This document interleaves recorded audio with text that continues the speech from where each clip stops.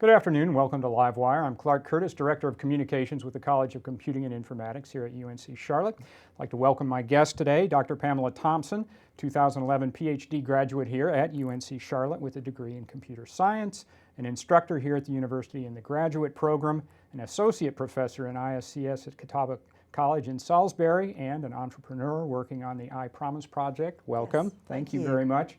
And Lavanya, a recent graduate here at UNC Charlotte in the Department of Computer Science, who received her master's in information technology. Welcome as well. Thank you. All right. Let's start off a little bit, get some background on everybody. Dr. Thompson, just talk a little bit about what got you to this point, your areas of interest, and those sorts of things. Well, I started in information systems as an undergraduate, majoring in management information systems at James Madison University. Went on to get my MBA, entered the teaching world after having a career as a programmer, systems analyst, and then just ached to get back into the classroom, and I always enjoyed training users, so I entered education, and eventually that led me to going back to school to finish my PhD here at UNC Charlotte. And so I'm just always someone that's loved learning, and I love teaching others. Have you always had a specific area of interest in computer science? Yes, Okay. Absolutely. In fact, I started with punch cards, if you can imagine. When all I right. took my first programming class, it was using punch cards. So I've been in the industry for a long time, and I feel like it's part of my mission also to promote information systems and computer science to others, particularly females.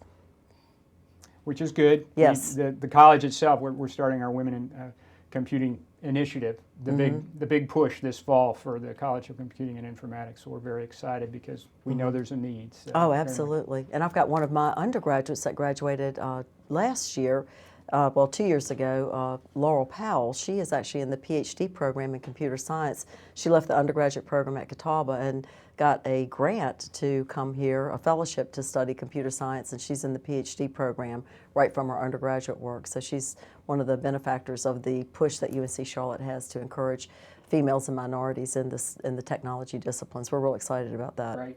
And we also mentioned, too, that you're involved with the iPromise project. Yes. Talk a little bit about that. Okay, well, I actually brought one of our new bracelets and packaging. This is a business that I started up back in 2011, and I had an idea for a bracelet that you wear to help you keep a promise. You wear the bracelet, you sign a contract, and it's just a simple little reminder to share a cause, make a commitment and keep it. And so I was able to have an angel investor in Ralph Kettner, soon to be 95-year-old founder of Food Lion. And he is the person that our business school is named after, the Ralph W. Kettner School of Business at Catawba College. He invested in the project when he heard about this crazy idea. And so we were able to grow the business. And the main reason why I started it was to have real-life experiences starting a business to share with our student entrepreneurs, both at Catawba College, and I've had the opportunity to share at UNC Charlotte. Lavanya, talk a little bit about your studies, your areas of interest, and then the new news for you too, but we'll get to that in a second. I did my undergrad back in India in Bachelor's of Engineering in Information Technology. After that, I started working as a programmer analyst in a leading MNC firm.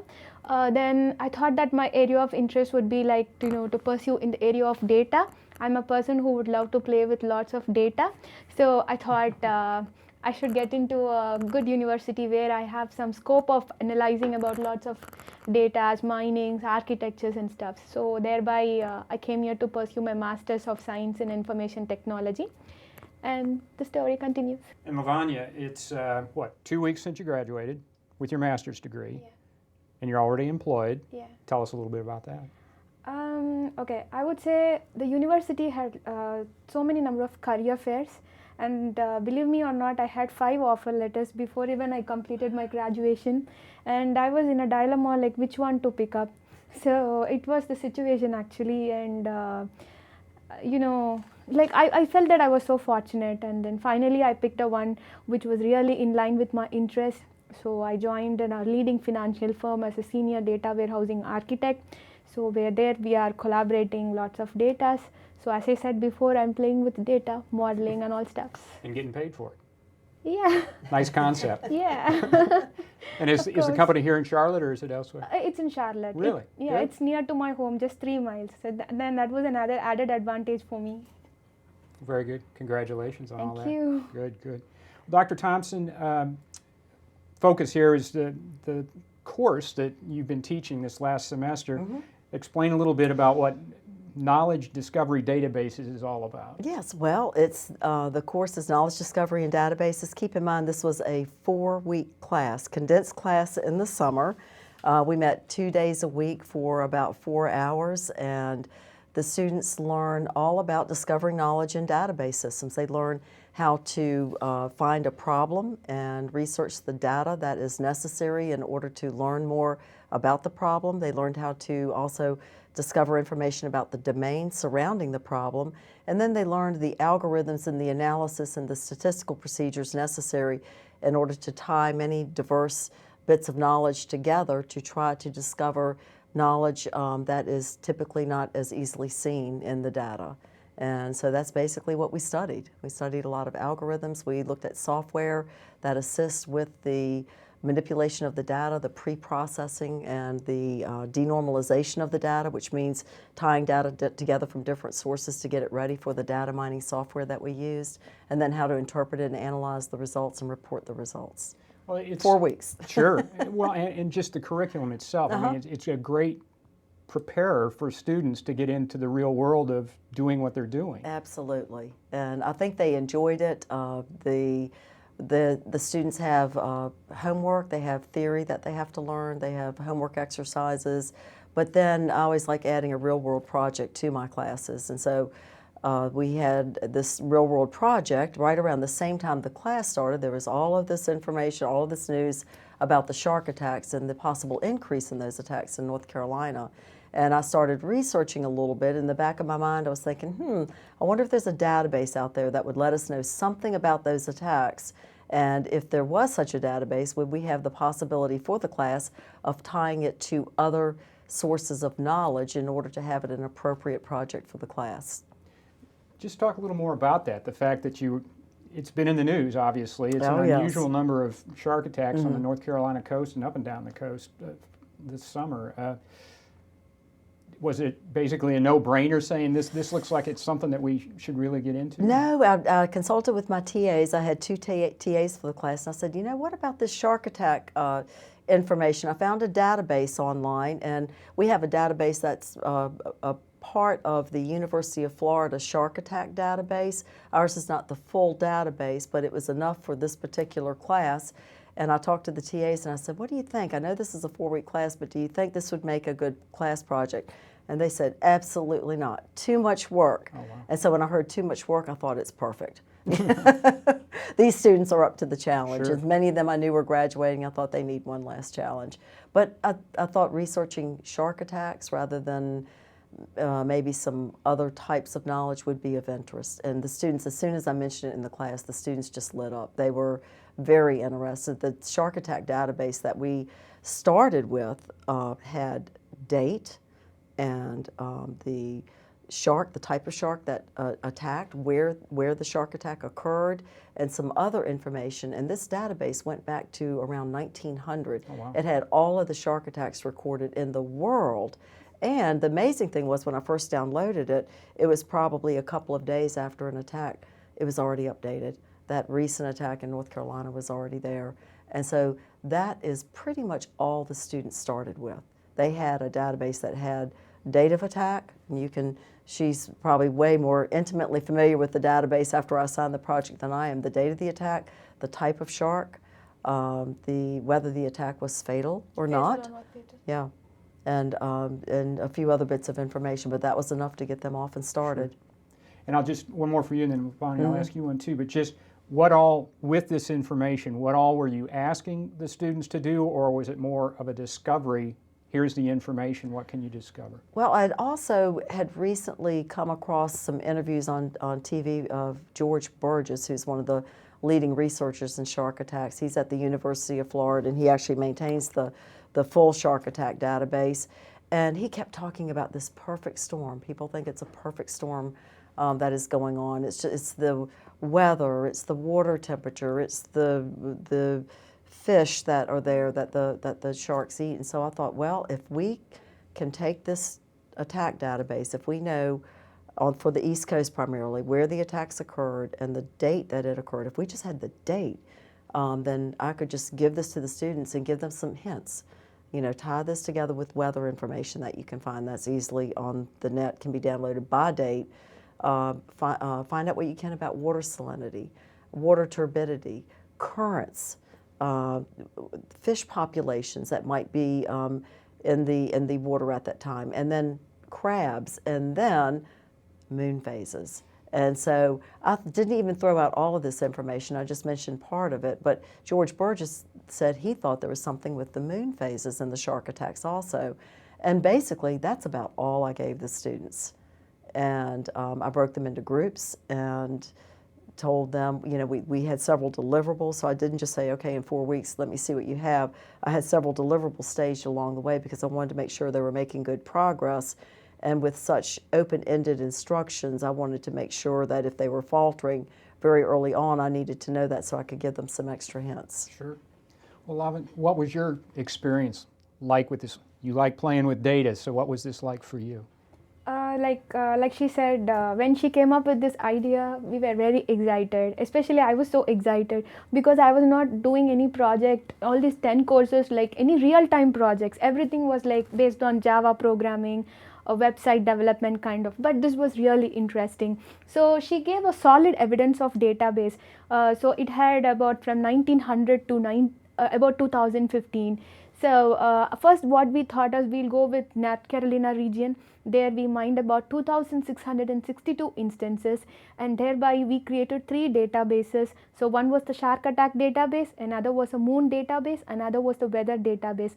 So all the 3 databases were tied up together based upon the location and the date of attack. And we used a decision tree algorithm to come up with the results, and we used Weka software for the results generation, and every week we used to go to her and then show the results, and it was so encouraging that she used to guide us in the right way. We thought that we should combine only the data and proceed, but thereby she gave a hint like combine the science facts and proceed with that. So we had interesting science facts, so about the crabs, about the moon phases, about the ocean currents. Like if whenever there is a new moon or a full moon, you tend to see a spring currents, thereby it generates spring tides, and it will bring lots of fishes together. And even one interesting fact, like when you see a flocks of birds moving towards the fishes, then don't go there. You tend to see that is a sign of sharks to come over there. So similarly, we combined all these factors and then we came up with the output. Yeah. As a student, what's it like to be involved with research like that's real world? You may be helping solve something. I think you alluded to it. It's not just in the classroom, but you're actually working on a research project that's in the news. Yeah. What's that like for you as a student? As a student, I would say like working in a real-time project will give you more knowledge, and you can relate that easily to a work. So rather than simulating an existing project or simulating something of your own, you can understand the subject, but you cannot relate it to the real world, and you cannot relate it exactly how it is going to reflect in your work. So for example, in this project, you know, we covered all the steps in the data mining, right from domain knowledge, and then data gathering, then data cleansing, then integration. How do you transform? How do you mine it? How do you get the result? What do you infer from it? How do you depict your output? Each and everything we learned out of it. So like even if I go to any job or any place, I can relate this. I can very much relate to it. So how I carry everything in a structured way. So that was the thing that was so excited. Well, and that's what I was going to ask too. Is it obviously it prepares you. I mean, it makes you more as a student. It makes you more valued to an employer to go through an experience, right? Correct. Yeah. Okay. Yeah. And this is for both of you. I mean, what were some of the things that you learned? What were some of the outcomes, things that you found out through the research? Well, we had several different groups working on the problem, and most of them tackled something a little bit different with the problem. And several groups did look at the moon phases. We found very high correlations between the shark attacks in North Carolina and the moon phases. particularly almost all of the attacks, 100% of the attacks, I think, right, occurred within 2 days before and 2 days after a new moon or a full moon, maybe with a few exceptions. Windows of 3 plus or minus 3 days Yeah. from the moon phases. And so it was interesting that when I threw out the moon phases, though, and I learned a lot from the students as well. That's why a project like this is so great. They had to learn the domain knowledge. They had to know, well, what does that mean? Why would shark attacks be greater during a full moon or a new moon or a few days before and after? And so there is a single date that a moon phase occurs, a full moon or a new moon, but actually the tides are influenced a couple of days before and a couple of days after. And so the groups then, when they learned that fact, they went ahead and used their mining to alter the data, to pre-process the data a little bit to show like a full moon 2 days before and 2 days after the actual moon phase, showing the increase in the tide. So the increase, the knowledge of the domain knowledge attached with the problem really did expand the knowledge. It went far beyond what I thought that they would uncover. And we saw correlations with the moon phases, also with some of the temperatures, the hotter temperatures. Another really interesting part of the research, though, was the information on crabs. And I threw that out at the students about 2 weeks into the class. I learned that sharks on the East Coast like blue crabs. Yes, I like blue crabs. I do too. So I understand. But I found a little bit of research while the students were doing their work. I was still looking for a little bit of information, and I found a research study that showed that, number one, blue crabs move a lot a few days before and after the moon phases. And then also there was a study that actually captured sharks and analyzed their stomach contents. And in this particular study, 67% of the East Coast sharks had blue crabs in their stomachs. And so I threw that out at the students and said, I'm not sure what you can do with this, but maybe there are more crabs in the water during these North Carolina shark attacks. And do you want to comment on what your group did with the crab data? We actually got a crab data from her, and then we did not have the exact count of the crab for all the days. So we just mapped all the days that had the count, and some of the dates where we used Pearson correlation formula to find out the missing values. Thereby we combined the date, location and the crab population along with the shark attack.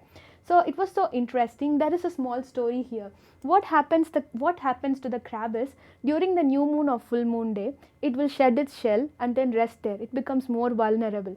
So when the moon phase is going to be new moon or full moon, as I said before, if the temperature is going to be very high, and if the salinity of the water is very high, and if the ocean currents is a spring ocean current, and the Labrador current gets opened, and thereby the sharks come inside. Whenever the sharks attacks, it comes beneath. From beneath it comes.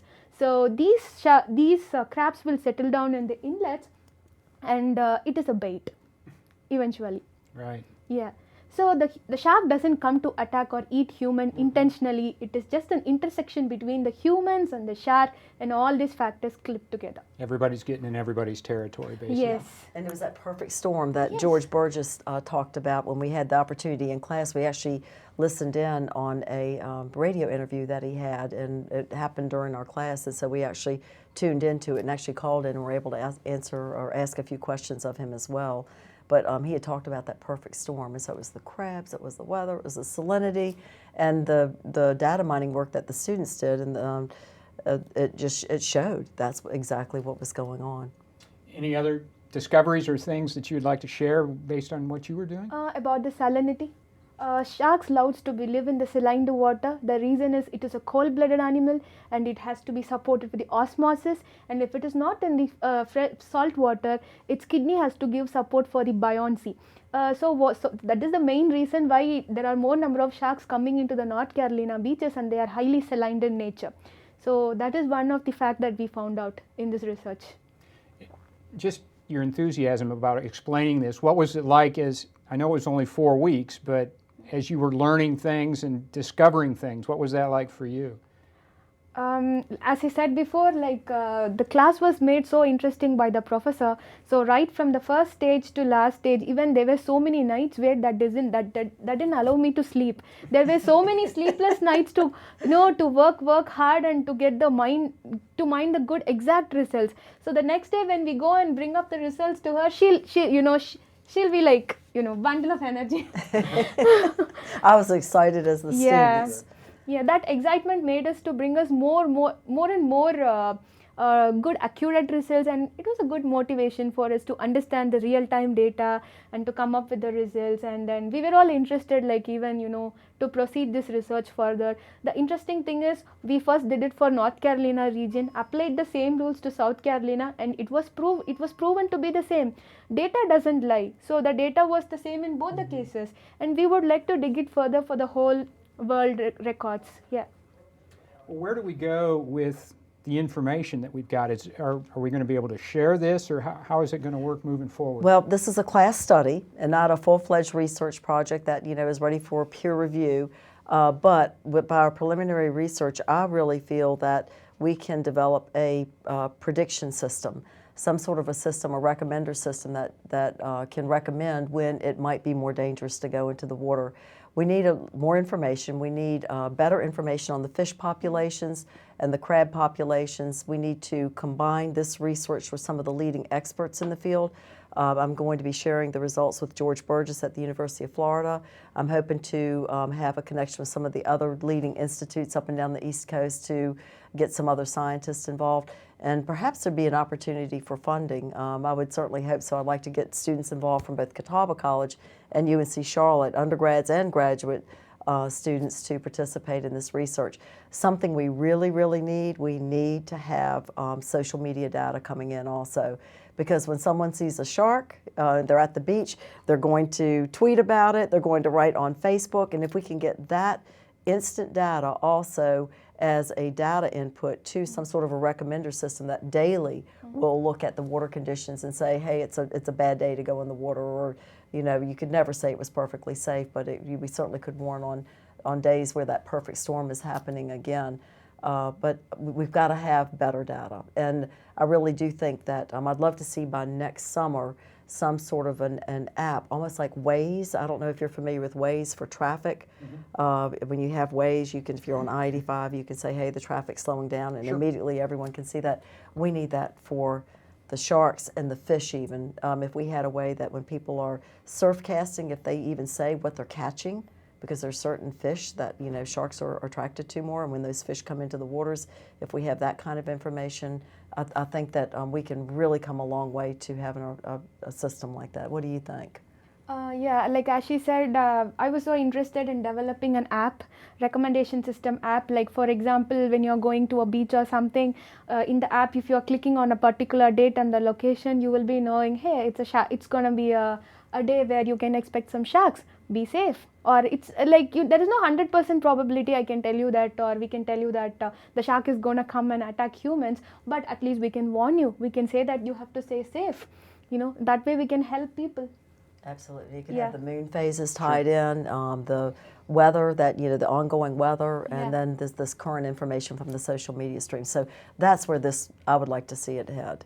Well, it's been in the news so much. I would think that there's got to be some collaborative efforts to you've kind of done the groundwork and then get others involved with it, it would seem like. Well, and the great thing is students are interested in this.